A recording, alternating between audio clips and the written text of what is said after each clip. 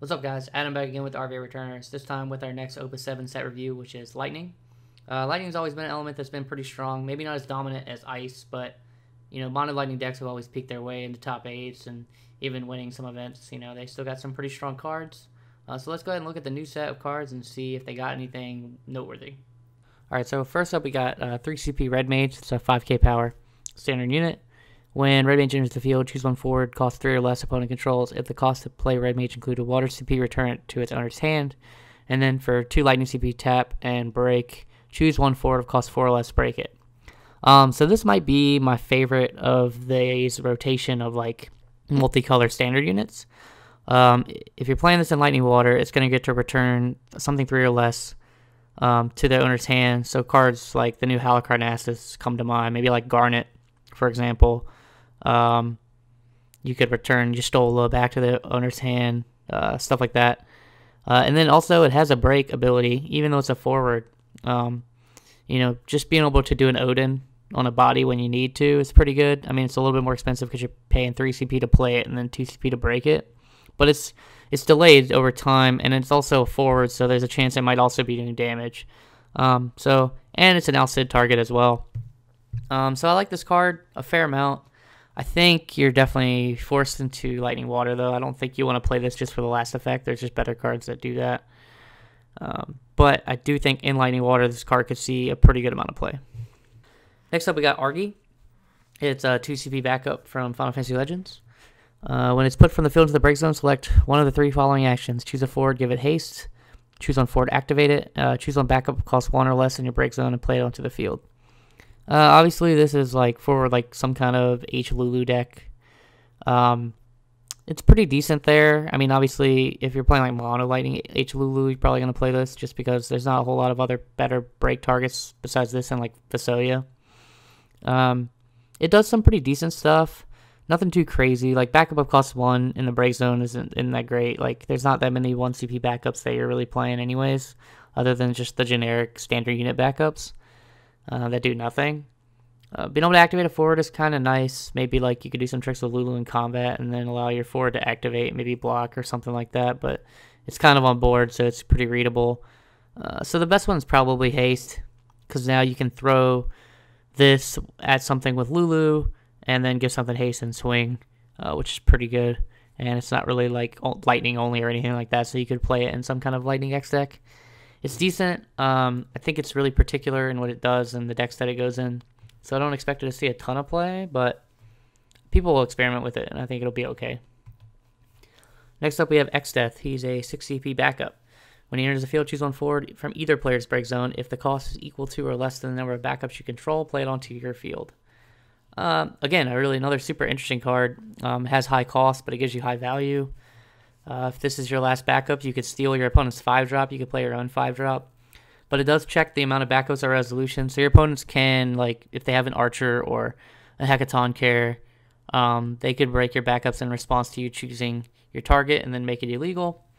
So the safest bet is to play him as your 5th backup and just pick a really good 4 CP. I mean, obviously, there's a lot of things you could do with this card because it can play your opponent's break zone as well, which is pretty interesting. But I think unless Lightning goes like really, really big on a lot of their stuff, it's going to be hard to find room for this because Lightning typically wants to ramp. So maybe you ramp your first 4 and then you play this as your 5th and you don't really play a lot of other expensive backups. But then that really hurts you from playing cards like a Dia or whatever, because that costs 6, and the new Null, which we'll get to later.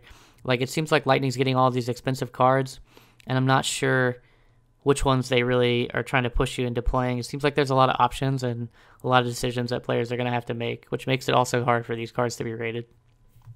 So I think he's good, and I think people will try him, but I think he's probably going to be like a one-of in most decks. Next, we got 2 CP Gilgamesh. He's a 4K. For each card named Gilgamesh in your break zone, Gilgamesh gains 1,000 power. And if he has 10,000 power, he gains Brave and can attack twice this turn, in the same turn.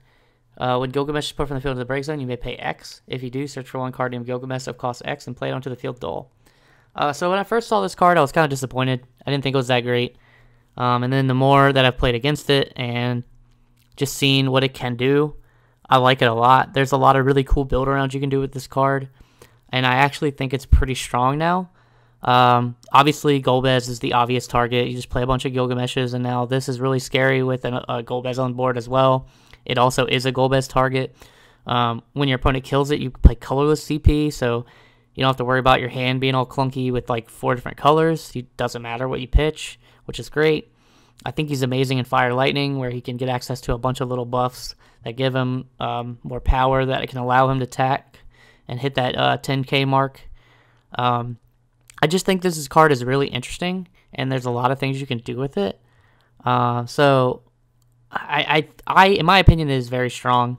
But you definitely have to cater to the card to see how strong it is. Next up, we got Coral. He's a 2 CP monster. Put him in the break zone. Choose one forward. Until end of turn, he gains 3,000 power, haste, first strike, and brave. And you can discard it from your hand and choose a monster that costs 1 and break it. So obviously, the first ability is very strong for 2 CP. Gets all the keywords and 3,000 power. This thing's going to be a monster in Scions, in my opinion. It's an Urianger target, and you can buff your Yida or whatever Scion you want to buff to make it trade favorably. Your Scions having first strike and brave is pretty unfair, to be honest. And then you can discard it to break a 1 CP monster. So basically, Layak and Cactuar are your big targets here, which are pretty good targets, to be honest. Like if Wind, Earth still continues to see play, or Mill starts to see play, this is going to be a card that you're going to see a lot. And Lightning seems to have a lot of answers for a lot of monsters. So, if you're having trouble with monsters in your local meta, Lightning might be the way to go. Next up, we got Gladiator. It's a 4 CP AK. When your opponent casts a summon, Gladiator gains plus 2,000 power until end of turn. Not that great. If your opponent casts a summon, it's just going to wait until you can't trade favorably, like probably more likely in main 2.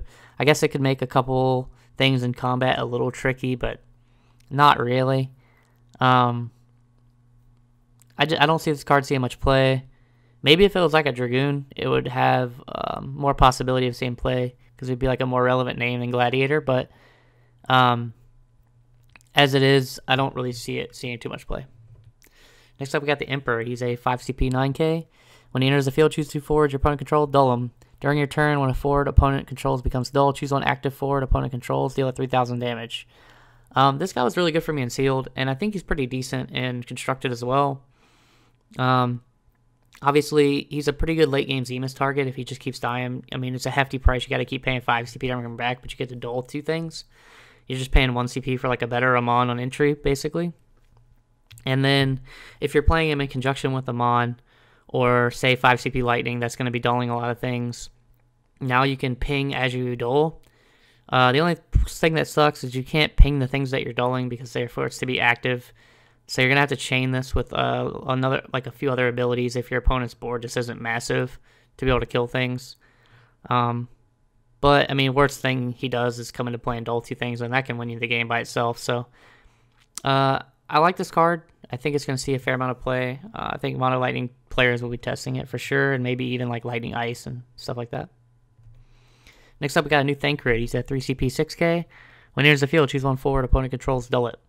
When Thancred enters the field until end of turn, if the CP paid to play Thancred was only produced by Category 14 backups, Thancred gains plus 2,000 power, haste, and first strike. So obviously he's nuts if you get the second ability off, which isn't hard in a Scion deck because all your Scions are 14, they're backups, and then you also have Miner, which is also a 14 backup that is in that deck. The first ability can win you a game. People have to now play around the fact that Thancred's going to come into play and dull something, almost like an Amon play. Which they did play before, but I guess now you can run both if you want. I still think the original Thancred is a better card, but this Thancred will surprise people, and maybe like a 3-1 split or something in a deck will be good. I think he's good. I think he's solid. I think he's just overshadowed by the other Thancred. Next up, we got Zapped. He's a 2 CP 4k WAF monster in all situations. That same rotation of cards. When he's put from the field to the break zone, you may search for 1 card named Ramu and add it to your hand. Yeah, so he's pretty solid. 3 CP Ramu is a very good card. Even the new Ramu isn't bad. You got the Wind Lightning, like 7k to a damage for 1 CP Ramu, which is pretty decent. So he's got a pretty good amount of targets. Obviously, the 3 CP is the best target from Opus VI. So that alone will probably make him see play. I could see him in Scions because Urianger can bring him back to life, and then you kill him and you go get your Ramus, and then your Ramus just win you the game. Maybe in Mono Lightning. Gives you an extra outside target if you need it, just for something. He's a body, so you can start swinging with him, and if they block, you just go get Ramu, and then you can like kill and dole. So he's pretty good because Ramu is pretty good, and as long as they continue to make Ramus good, he'll get even better. Next up is Seymour. He's a 2 CP backup with EX Burst. When he enters the field, search for 1 summon, put on top of your deck. For S, 2 Lightning, reveal the top card of your deck. If it's a summon, you may cast it without paying its cost. So this card's nuts, I think. He might even be one of the best cards in the set.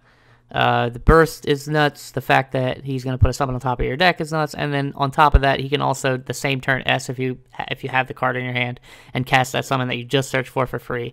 So now the possibility of paying 2 CP for this, go get a Raiden, put it on top, S, 2 Lightning, play that Raiden for nothing. Seems okay to me. It gives extra value to your 7 CP Odins. It makes people afraid to swing at you. There's just a lot of things you can do with the card, and I think it's going to see a ton of play. Next up is CID Previa. He's a 6 CP Lightning backup. When he enters the field, choose 1 Lightning backup with cost 3 or less in your break zone and play it onto the field. For 1 Lightning tap and break, choose 1 forward, deal it 2k. I actually like this card a fair amount. It combos well with his grandson, which we'll go over later, as long as he's in the break zone. And then also, like, at worst, this probably is just going to get you a Lulu. So now you can go, like, maybe backup turn 1 or double backup turn 1. And then you play this guy, pitch in a 3 CP out of your hand, and then you play it onto the field, most likely like Lulu. Just seems really good to me. I don't think you're going to run a lot of them, but the potential for ramp with him is pretty good. I mean, he costs 6, but at the same time, if you have a target in the break zone, he's not really costing you 6. So I think he's pretty good. I think it's going to take a while for people to really see the potential of this card, and he also can break himself too, which is pretty relevant. So yeah, I like this card a lot. Next up, we got Null. He's a 6 CP 6k. He has haste. When he enters the field until end of turn, he gains 3,000 power, and when Null deals damage to your opponents, choose 1 forward opponent controls, break it. So basically, the turn he comes in, he's at 9k. That's really hard to block, and if you don't block him, he's going to kill your stuff anyways. So he's kind of like just basically 6 CP kill guy, almost. Kind of like Edea, except he doesn't have like the backup requirement, I guess. But like, I don't like him more than Edea because I think Edea kind of fuels what you want to do in Lightning anyways, which is build. And not that this guy doesn't want you to do that either, because you don't want to pitch too many cards out of hand to play him. He's almost like a summon to me, but he's easier to deal with than a summon, I think. I think he's definitely better than a lot of people are giving him credit for, but I don't think he's like some 3-of or anything. Like, maybe he's like a cute 1-of, and he's a nice Zemus target in your break zone late game. You can just keep paying for him, as long as you're already on like 5 backups. So I like him a little bit, but I'm not like super high on him. Next up, we got Barbara. She's a 4 CP 7k. She's a Job Dragoon. Job Dragoon and Card Aim Dragoon you control gain haste.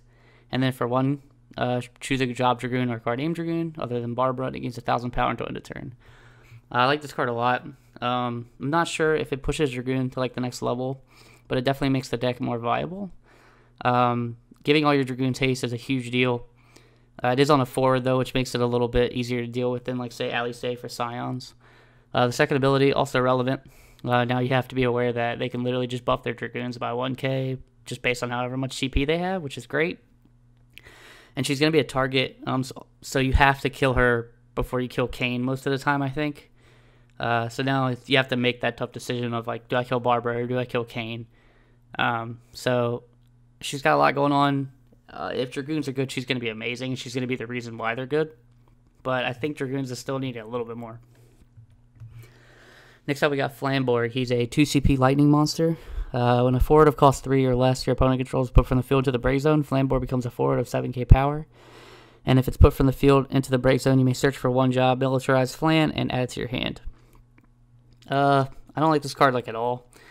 I don't think it's really that great. You have to break something and pay 2 CP for this guy just to become a forward, and then when it dies, you go get another one, and then you have to activate it again. It doesn't seem great to me, because then that means you're running like 2 or 3 of this in your deck, and I just don't think it even warrants 1 card slot. Maybe people see something that I'm not seeing, but as of right now, I think this card's pretty bad. Next, we got Cannoneer. It's a 2 CP backup standard unit. For 1 lightning, put Cannoneer and 1 forward into the break zone. Choose 1 forward, deal it 7,000. Not a fan, really. Putting a forward in the break zone is kind of cheap. It makes you want to play like weenies or something like that. Maybe like breaking your own 2 CP. And then this. But still, I don't like breaking bodies at all because, you know, that's how you win games in this game. Like, you got to deal damage to your opponent through your forwards. And breaking your forwards, like, you better kill something. And all the damage it's doing, it's like you're going to kill a 3 CP maybe. So I'm not a huge fan. There's a better 2 CP lightning backups, in my opinion, to run. Next, we had another 2 CP backup. It's Mystic Knight.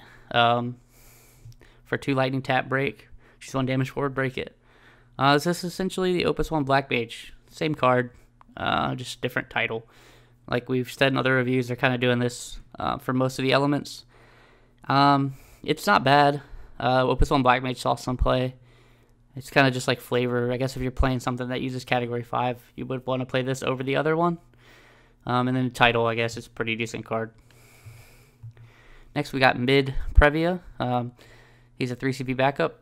When he enters the field, choose 1 active forward, deal it 3,000. If he enters the field from the break zone, deal it active forward 6,000.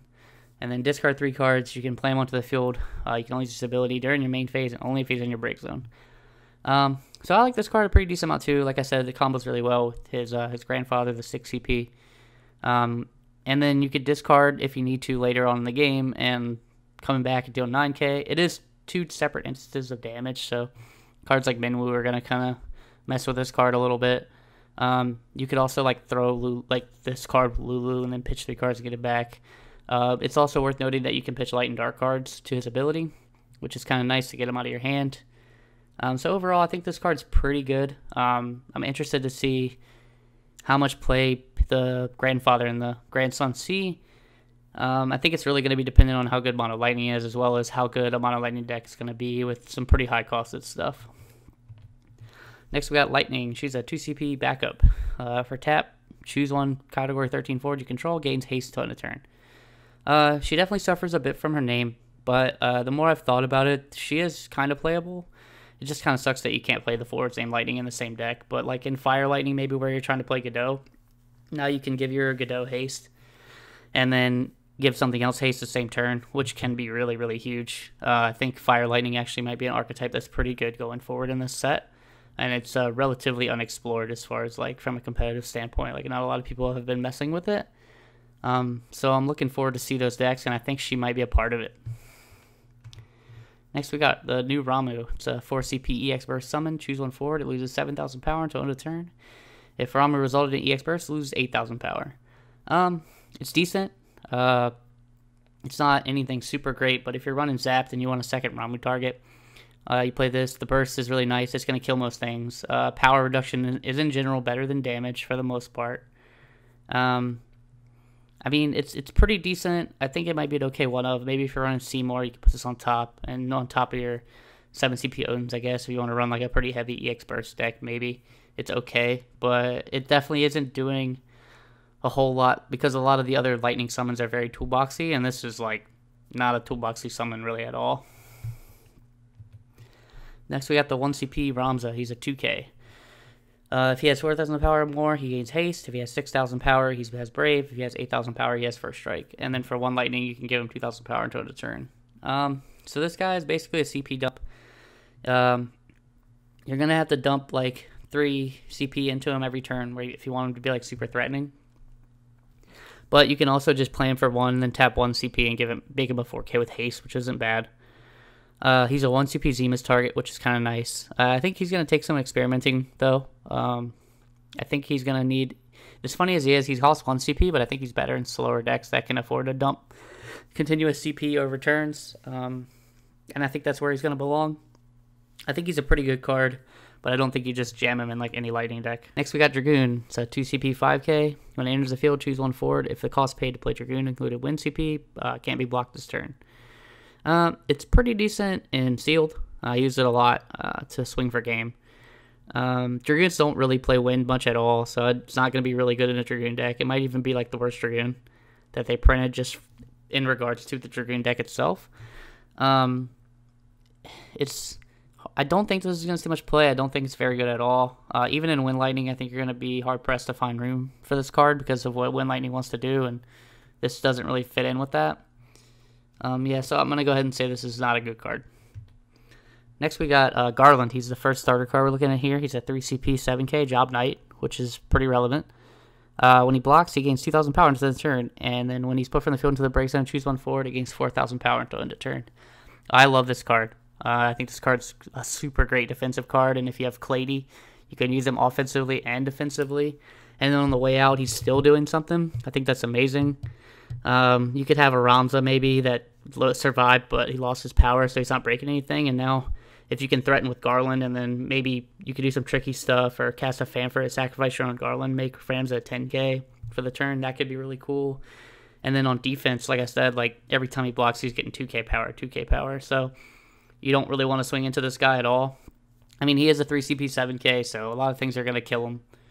But like if you can have an Anthem out like a Lulu, make this guy 3 CP 8k, he's going to be very hard to deal with, I think. And they're going to have to spend at least 4 CP to kill him. And, you know, they're using removal on Garland, then they're not going to have removal for your bigger guys. So I think this guy's going to see a lot of play. I think he works in a ton of decks. He's just an overall really, really good forward. And I think you're going to see him a lot.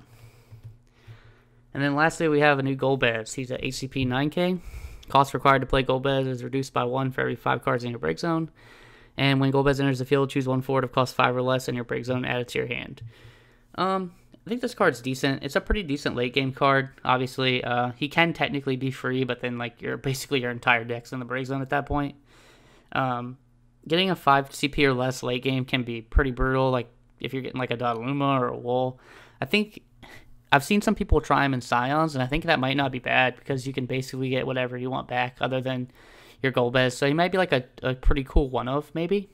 You get like a pretty high power target on the board for maybe like, you know, 2 to 4 CP, and then get like back a Yida or a Thancred, something with haste, and then play it that turn, or maybe you get a Papalemo back, go search your last Yida out, something like that. I could see that being pretty good. But I don't think he's going to go in a whole lot of decks, but what he does is relevant, and you can make him cheaper, which is nice. So I think he will see play. And yeah, that's it for the Lightning cards. I think overall they got some pretty decent stuff. Not anything that really buffs some existing archetypes, but maybe some new directions to go with the deck itself. I mean, obviously, like maybe Mono Lightning goes in a different direction now and uses some of these new cards, because I think their power level on some of them are quite high. So I'm interested to see what some of those players come up with. I'll probably be building a Mono Lightning deck myself, and I think it's going to be pretty decent. We'll see how it goes as far as like the rest of the meta, because there's a lot of things cropping up. So with that, yeah, next up is water. So see you guys next time. Peace.